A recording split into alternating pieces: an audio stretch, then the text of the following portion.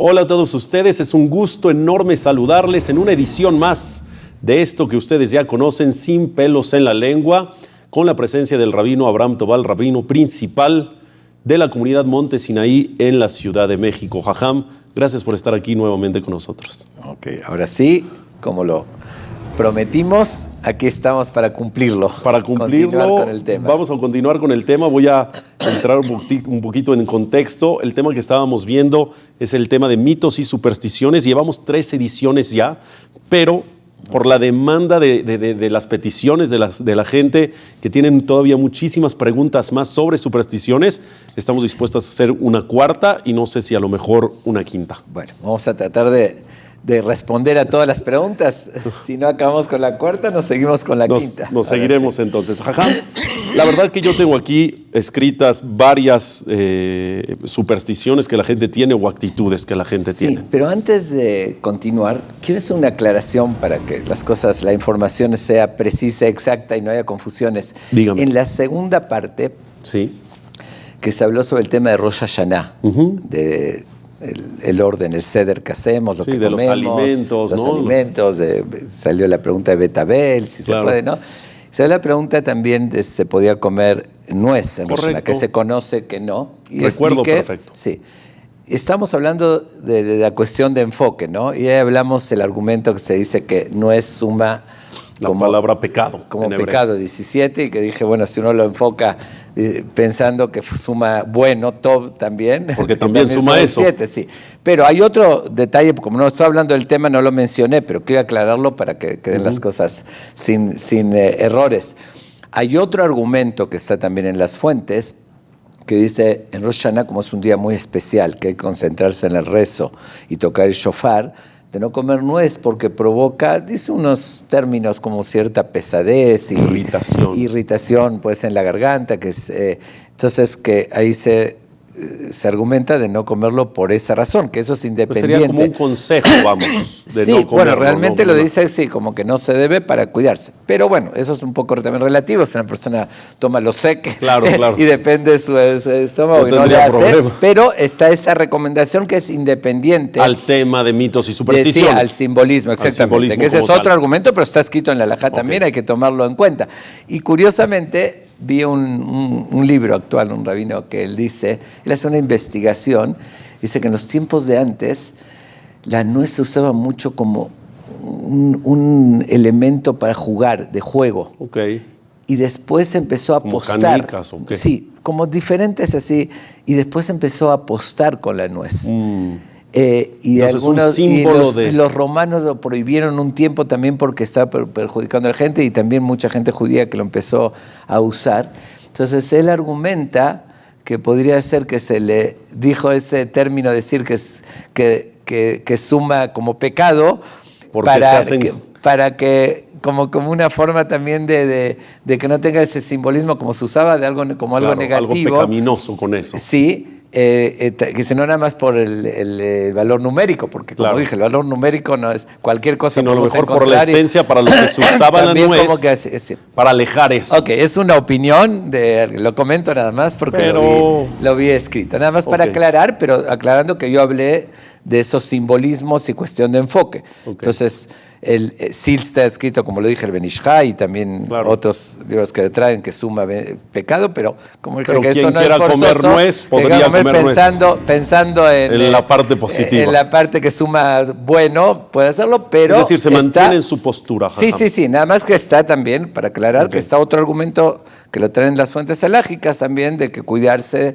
para poder rezar bien al otro día, cuidarse que también es decir, que el que no quiera comerlo y quiera evitar la nuez es respetable también. Sí, por ese argumento. Vale, ok, perfecto. Después de esa aclaración continuamos. Ahora sí, continuamos la información empezamos, completa. ¿no? con nuestra 4ª edición de mitos y supersticiones. Algo que las familias tienen muy arraigadas en sus costumbres y hábitos diarios, y yo crecí con eso, que no se puede cortar el pelo de noche, y las uñas menos.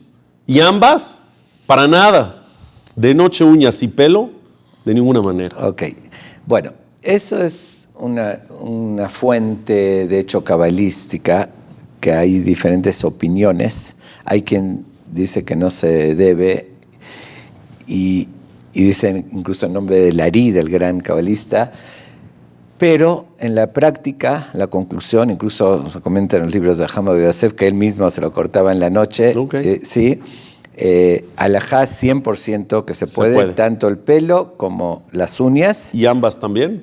Pelo y uñas la también, misma noche. Sí, aunque hay quien argumenta que no, pero la mayoría de los comentaristas y bosquim dijeron que incluso en la interpretación de Lari, que la conclusión es que sí.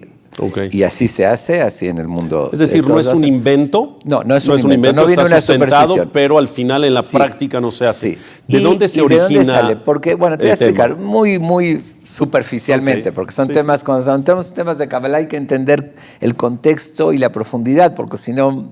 Pero bueno, algo así como cortar uñas y pelo es cierta impureza cuando lo cortas. ¿Por qué? Porque cuando estaba conectado al cuerpo tenía vida. Claro. Al cortarlo... La prueba es que crecen. Exactamente, Mientras crecen. están conectados, van creciendo. Entonces, todo lo que tiene menos vida se considera como un tipo de impureza. Y en la noche, que es la justicia y predomina más la impureza, es esa fuerza como... Y por eso hace uno Netilat Yadayim en la mañana, porque pasa la noche pasa impura. La noche, pero ahí es porque un desprendimiento parcial. Pues sí, hay impureza también, pero aquí es porque es de noche y no de día. En de noche predomina más la justicia, impureza. Entonces, no como juntar impurezas, vamos a decir, es como mucha impureza junta. Pero de ahí se origina más o menos. Sí. Pero en la práctica, no hay ningún problema. No hay ningún problema y se puede. Claro, pero decir, no, como dije, no viene de una superstición, una mala información, viene de algo que no necesitamos cuidar. Si alguien tiene una boda el sábado en la noche, puede rasurarse tranquilamente. Te digo, pero en el libro de Yosef que él mismo se cortaba las uñas en la noche. No tenemos problema. Y la conclusión, sí. Jajam, una que particularmente, digo, a lo mejor es mi culpa, se me ha pasado preguntar y donde voy en la calle la gente me dice, pero ¿cómo no has preguntado esa todavía? Es la más práctica, la más famosa y en donde a lo mejor más discusiones hay, porque unos sí y unos no. El tema de pasar la sal en la mesa, es decir, pasarla de mano en mano. Unos sí la pasan, unos no la pasan y los que no la pasan es de verdad algo muy estricto, es de cuidado. Sí. Creo que es de las medulares en tema de mitos y supersticiones. Más bien cuando yo quiero tener un ejemplo del concepto de superstición. Es la sal. Lo traigo con la sal. No sé si lo dije en la primera, no me acuerdo. No hemos hablado de la sal. ¿No? Ok, porque es el ejemplo más típico cuando se habla de superstición. Obviamente que es una superstición y entra en la definición por excelencia de lo que expliqué en la primera serie de este tema, que dije que es como idolatría el creer en supersticiones. Porque le das poder a algo. Exactamente, porque si yo creo de verdad que porque me pasaron la sal en la mano, es de mala suerte. Me trajeron mala suerte, entonces le estoy compartiendo el poder de Dios con la sal. La sal no puede tener mala suerte. Es como idolatrar. Sí es absolutamente superstición. Ahí sí no tiene ningún fundamento. No. De hecho, para nosotros al contrario. ¿Pero de dónde sale? ¿De dónde sale? De hecho, bueno, se dice que antes por la sal... salario. Exactamente, de salario, que antes se intercambiaba, se pagaba con sal. Entonces se les caía y entonces no tiene veraja. Exactamente, como que vas a necesitar, digo, pero no, seguro que no es una fuente religiosa, de hecho al revés.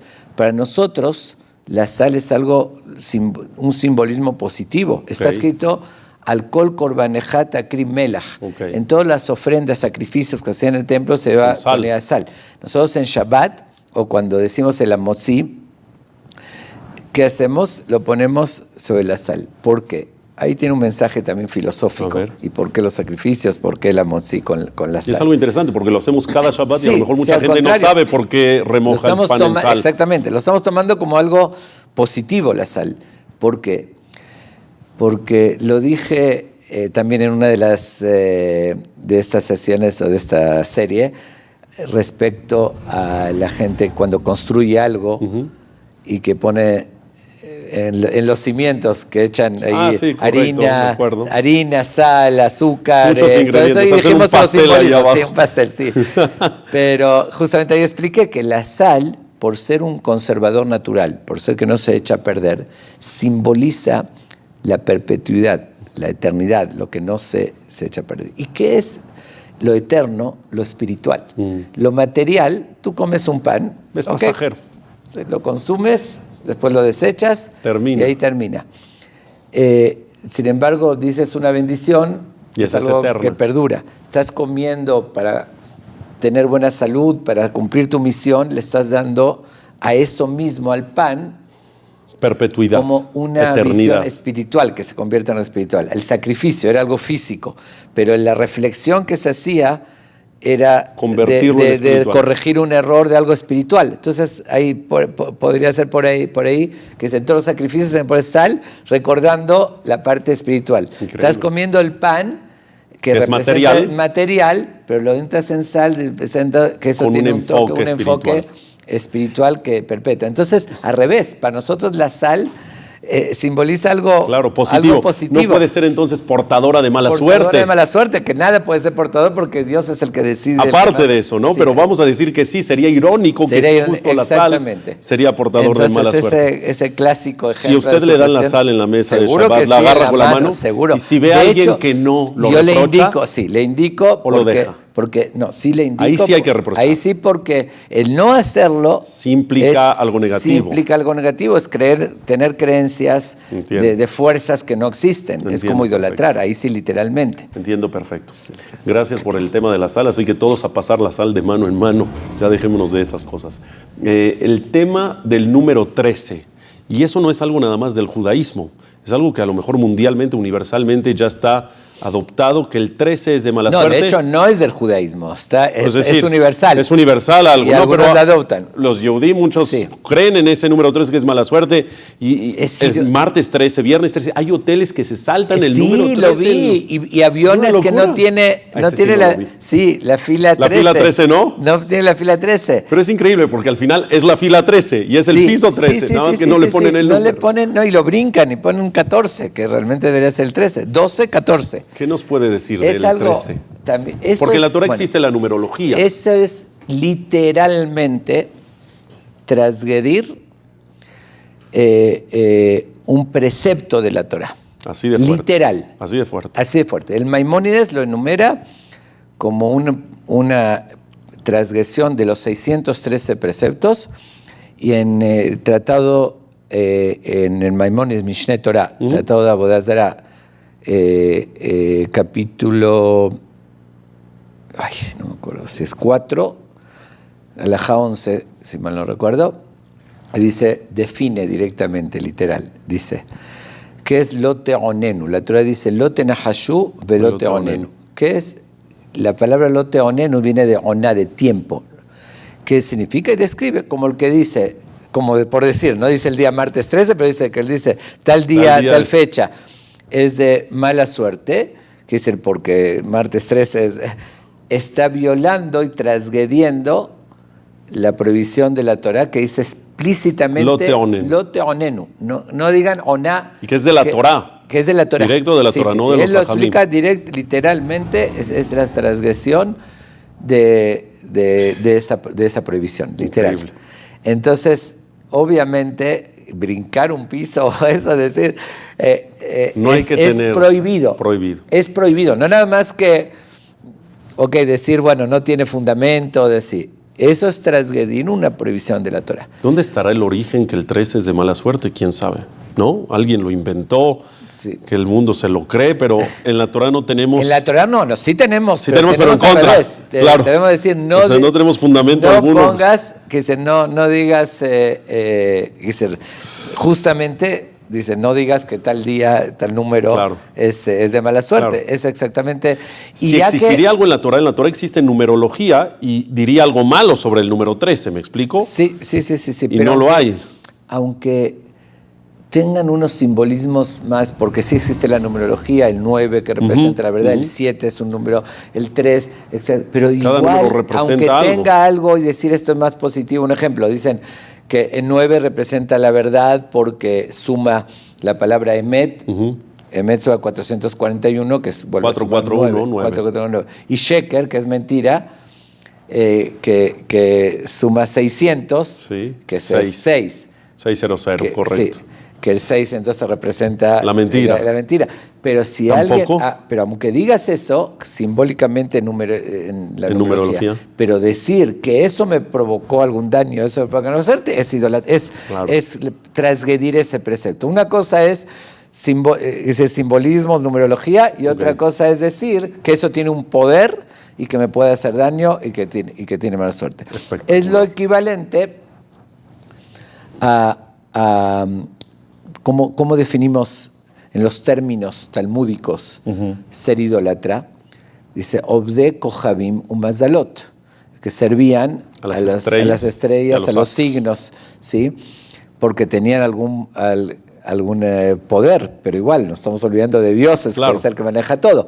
Entonces aquí lo mismo, puede ser que simbolice este número algo, la verdad, mentira, pero no si quiere le das decir poder que a eso, no le estás dando poder a eso, estás compartiendo con Dios, esa es la diferencia. Pero ya que haces esta pregunta, voy a agregar, en el mismo pasuk, en la misma frase de la Torah, donde está esa prohibición de no darle poder a las fechas, quisiera decir martes 13 y todo eso, dice Lote Nahashu. Okay. Dice Lote Nahashu velote onenu. Primero dice Lote Nahashu. ¿Qué es le Nahash?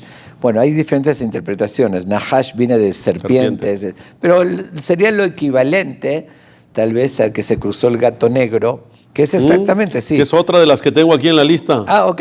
Bueno, el gato negro. Está en la Torah. Y era la siguiente, de hecho. Bueno, entonces está en la misma, en el mismo pasuk, que todo eso decir que se cruzó el gato negro, que como una serpiente, algo, todo eso, que eso simboliza algo negativo, ¿Por qué? Porque de por mal color augurio. negro o de mal augurio. Hay esa idea de mal augurio. Existía mucho en la hechicería y todo eso. Y también hay muchas ideas que tienen un ejemplo. Llegué a oír que mujeres están jugando a las cartas con dinero. Ajá. Y a una se le cayó la bolsa o la apoyó. Oye, no, ahorita no juegues, no apuestes porque vas a perder. Porque se cayó la bolsa, se cae el dinero. Sí, la bolsa bolsa como cae. Va a perder, sí. Sí, bueno, como que todo ese tipo, 1000 cosas más similares, ¿no? Decir, me pasó esto, señal. Entra dentro del Lote Nahashu. Entra dentro del Lote Nahashu, sí. Es decir, de la prohibición estricta de la Torah, así como dije, así como la prohibición que dice Lote Onenu claramente de no decir esta fecha fue mala suerte, lo mismo todo ese tipo de que se cruzó el gato negro, que pasó esto, que la bolsa... No es mala suerte, no pasa nada. La persona tiene que aprender a vivir tranquilo. A vivir tranquilo y además volver a confiar en Dios. Como dije, nosotros no existen esas fuerzas de gatos negros, ni de brujería, ni de hechicería, ni de mala suerte que me trae todo eso, que entra... Y la gente sé que le da mucha importancia a ese tipo de... Claro, y no debería, y es a lo mejor hasta, no a lo mejor seguro, como bien dice, hasta contraproducente. O también ponerse señales. Es decir, si ahorita pasa el primer coche en la esquina o eso... Eso, por ejemplo, hay mucha gente lo hace. Hasta los gentiles lo hacen, les llaman cábalas. Sí, decir por ejemplo, hay entrenadores es una señal que va a pasar esto. Exacto. Incluso... No, pero se ponen cábalas, perdón que lo interrumpa, hay entrenadores de fútbol, por ejemplo, y esto la gente lo sabe mucho, de que ganaron porque se pusieron la corbata amarilla. Sí. Y entonces... Cada vez que quiera ganar se te va a poner la corbata amarilla porque siente que la corbata amarilla le trae buena suerte. Hay uno, por ejemplo, no saluda antes del juego, porque cada vez que no saluda gana y cuando saluda pierde. Ese tipo de cosas entran como nihush, que nihush que dice aparte de nahash, de serpiente, que dice decir como hizo, bueno, aunque ahí dice, ahí hay un argumento en el Talmud de Eliezer que dijo, será la primera muchacha que va a salir de la puerta de mi... Para la esposa de Isaac. Perdón, sí, la que le voy a ofrecer... De tomar. Le voy a pedir de tomar y me va a ofrecer, va a ser. Ahí argumentan que está correcto, no está correcto, pero un ejemplo también en el Tanaj relata cuando no salió a la guerra, dijo, cuando regrese el primero que salga a la puerta de mi casa lo voy a sacrificar, y salió su hija. Bueno, que ahí estuvo mal, no importa, la cosa es que Nihush también se refiere a adivinar, como decir, si pasa esto, es señal de esto. Hay mucha gente que hace eso y es prohibido entonces. Eso está prohibido. Pensaría que no trae buena suerte, no es verdad, pero si lo quiere hacer, que lo haga. No. Eso entra en la prohibición de la Torá, de ponerse ese simbolismo, decir eso es señal de algo malo y eso. Y ahí en el Maimónides analiza eso cuando no entra y cuando sí entra, pero en general que es literal, Wow. todo eso decir que fue mala suerte el gato negro, fue mala suerte este simbolismo, pasó una paloma X, todo eso está prohibido de la Torá. Rotundamente. Como una prohibición de la Torá de los 613 preceptos. Hay personas que tienen la actitud, y esto no estaba en la lista, pero me vino ahorita a la cabeza por lo que está mencionando, que cuando entran la primera vez a un lugar, a su casa, a su oficina, a su fábrica, negocio, etcétera, hay que pisar con el pie derecho para que traiga buena suerte. El primer paso que uno da es también una de estas cábalas, o si existe un tema del que la derecha es la misericordia, la bondad de Dios. Ok, etcétera. podría tener un sentido. Porque hay muchos que lo hacen. Sí, no, pero ahí, enfocándolo, ahí retomo lo que dije en otra ocasión, en esta misma serie, que muchas cosas es cuestión de enfoque, ¿no? Que eso hace la diferencia entre superstición o que tenemos. O realidad. En general, está escrito en el Shulchan Aruch, en la Jai y todo, que todo se hace con la mano derecha, es más respeto. Claro. La derecha, que dice, si uno da una tzedakah, si uno dice, no sé, va a tener el sefer, todo, dice las cosas de mitzvot, eso se hace con la derecha, que representa. Se tapa uno el shema con la derecha. Todo representa la importancia que se le está dando y demás. Entonces la derecha sí tiene un sentido de prioridad. De prioridad, sí. Y para vestirse hay indicaciones. Correcto, cómo empezar. Para bañarse. Sí, el zapato del derecho, etcétera. Entonces sí puede tener esos sentidos mientras lo enfoques bien. Lo enfoque, no se lo dé como magia porque hizo, entonces ya fue mala suerte y todo eso. No, al contrario, es un respeto y darle prioridad a la derecha. Eso sí, perfecto. Eso sí cabe en su lugar, como dije. Ok, Jajam. El tiempo pasa como agua, como agua. Tengo todavía unas cuantas más en la lista, así que si usted permite, nos despedimos del público y la siguiente que tengamos una quinta si quieres, edición. Para que alcanzamos, o si no, ni en la quinta. Alguna más todavía tenemos un poquito de tiempo, sí. Una más. Porque o si no vamos a acabar. Ok, podemos hablar entonces rápidamente de dos que creo que van de la mano. A ver. Anillo cuadrado para la boda y la ketubá, que si no está escrita bien, que a lo mejor mala suerte, o que no se puede abrir antes. ¿Cree que nos dé tiempo en estos últimos minutos? Vamos de a una, porque sí, es dos que tiene. Ok, el tema del anillo cuadrado que hoy en día se puso de moda. ¿No lo hablamos antes? No. Ya es una moda que ya últimamente se difundió, que el anillo cuadrado. Que es muy barato, de hecho. Sí. Bueno, para decir las cosas tal y como son. Tal y como son, con su fundamento. El origen de eso sí tiene un concepto en el Zohar, en la Kabbalah. No voy a entrar en la explicación profunda. Como dije, estamos aquí nada más respondiendo a esas preguntas y sin el análisis, porque hay que entender otras cosas. Pero ahí habla de que de una insinuación de la Mem Sofit y el dedo de la novia, vamos a ponerle como la Vav, como la letra Vav, porque así es derecho, y el anillo cuadrado de la Mem Sofit, y hace una relación de Yud, Mem, Vav, todo un detalle.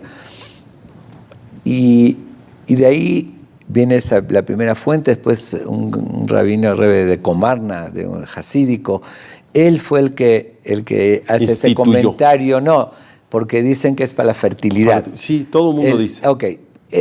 La fuente, tiene un mejor. Sí, la fuente es de él, de ese Rebbe de Comarna, que él dice que en particular de que es para fertilidad. Que la mujer sí va a ser fértil. Pero aquí dos cosas que quiero aclarar muy importantes. La mayoría de los rabinos importantes, y así lo mencionan las fuentes, dicen que todos los grandes tzadikim, jamim y rebes, la historia siempre usaron anillo redondo, a pesar de eso, porque hay otras fuentes. De hecho, los grandes cabalistas sefaradim, principalmente, también los ashkenazim aquí, incluso Rebbe de Sadmer también dice que tiene que ser redondo y grandes.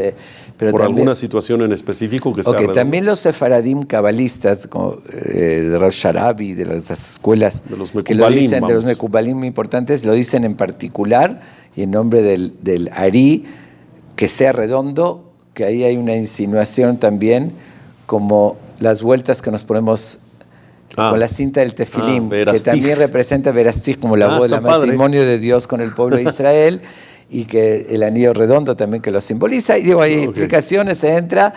O sea, las dos tienen fuentes, el redondo y el cuadrado. Pero en conclusión, tiene mucho más fuente y más recomendable según la mayoría de los jamim, que la costumbre es redondo, bien fundamentado, y según la Kabbalah para los Sefaradim en particular, y aunque eso tiene alguna fuente, pero la conclusión y la ¿Usted opinión, preferiría redondo? Redondo, sí. Si llega una novia con los dos, o un novio más bien dicho, que es el que trae los anillos, y en la hora de la ketubá le dicen, jajam, ¿con cuál? ¿Usted qué les dice? Yo le sugeriría redondo, pero porque pasa muchas veces. Si quiere cuadrado, lo respeto, obviamente. Lo que quieras, tiene un al fundamento. final por el acto de los kiddushim, por el acto de matrimonial da lo mismo. Sí. En sí está casada es un valor, exactamente. Pero como recomendación se recomienda redondo porque así está escrito y así es la mayoría en la historia de los grandes jamim y la mayoría de los libros recomiendan eso y así se hicieron y también.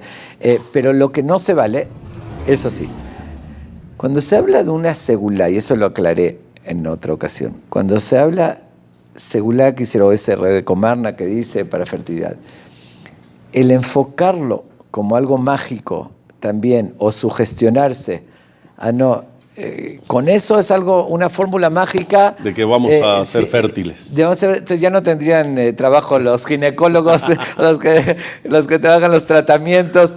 Y dicen, no es magia, ese es el detalle. Simbólicamente tiene de vuelta, y metafóricamente. Si se complican las cosas, entonces después quitan la fe porque fue redondo, no sirve el cuadrado. Eso ya está, eso es incorrecto. Eso es lo que hay que quitar. De hecho, no tiene relevancia que sea redondo, cuadrado es válido, pero no tiene que ser como ahorita se puso de moda, que a fuerzas tienen que conseguir, muchos tienen no dos, uno para casarse y otro para tenerla, tiene que ser todo eso para nada, porque al revés, las fuentes, si puedo citar, ahorita no es aquí un lugar de estudio de Talmud, pero de fuentes. Sí, la mayoría dice así le hicieron grandes jamim y todo en las épocas. ¿Y por qué se puso de moda? Porque así alguien leyó esa fuente y empezó a recomendar y se hizo. Y la sugestión, justo para cerrar con el tema de supersticiones. Sí, eso significa que fertilidad, entonces todos tenemos que, ya sabes que a la gente le gusta lo mágico, claro. Eso me indica. Y no, eso no debe ser porque ahí se pierde la fe. Ahí es desgradar. Yo creo que le dejo votando la de la que tú vas para la siguiente edición porque te dije una más. Fue mi culpa, que eso es otro tema que también hay que esclarecerlo. Le quiero preguntar nada más. Sí vamos a tener que hacer una más. No va a quedar otra. Le quiero preguntar una más, a pesar de que no sea superstición ni mitos, pero ya que hablamos del anillo redondo. Hay mucha gente que pregunta, y es un tema lógico, hay mucha gente que pregunta si puede tener piedra, el anillo, una piedrita, un grabado por adentro, por afuera, que sea algo que sobresale o no. Digo, ya que hablamos del tema, para aclarar. Al margen, sí. La piedra sí es un detalle alágico que no debe tener un diamante, una piedra, y eso rápido lo digo por dos razones. Una, para que no se llegue ni remotamente a que haya un engaño, porque ella se puede creer que vale $10,000 porque parece y en verdad valía mucho menos. Ya sabes que hay la pureza, los carat, el corte, el brillo, etcétera, lo amarillo. Entonces hay muchos factores, entonces se puede prestar un engaño. Y una boda que se hizo con un engaño no es válida. Y otra, para que no haya en eso competencia social. Imagínate, un millonario se casó. Con temas de exactamente, y el diamante era de todo el mundo hablando. Después de la siguiente semana se casa alguien no tiene esos recursos, va a pasar vergüenza. Para obligarlos que todos. Eso está increíble. Sí, que todos tengan igual. Entonces se estableció. Pero sin embargo, grabado, aunque algunos creen que no, sí se puede grabar el nombre. ¿Por adentro o por afuera? Por adentro, por afuera, cualquier grabado, eso no tiene nada más que no tenga piedras, es el ajá. Lo demás no tiene un fundamento realmente basado. Pues muchas gracias por aclarar esto. Último, gracias, Jajam. Y bueno, nos vemos pronto. Vamos a tener que hacer. Gracias a Dios, la verdad, yo por mí feliz. Muchas gracias. Bueno. Yo me despido de ustedes, querido auditorio, recordándoles que tal y como lo ven y lo presencian, en esta mesa solamente se habla sin pelos en la lengua. Muchas gracias.